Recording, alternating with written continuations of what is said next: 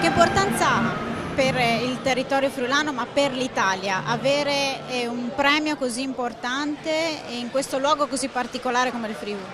Beh, è molto importante, il premio Nonino negli anni si è distinto proprio per diversi aspetti, per la grande qualità dei premiati, per il livello altissimo dei premiati e quest'anno ulteriormente così, per una giuria di assoluta eccezione che rappresenta il meglio della cultura contemporanea, ma anche a mio avviso soprattutto per rimanere legato al presente, a quello che accade intorno a noi, e questa è l'importanza della letteratura a mio avviso ed è anche il lavoro che noi cerchiamo di fare a Pordenone Legge, e questo ci mette in grande sintonia, perché rimanere legati a quello che accade nel mondo intorno e non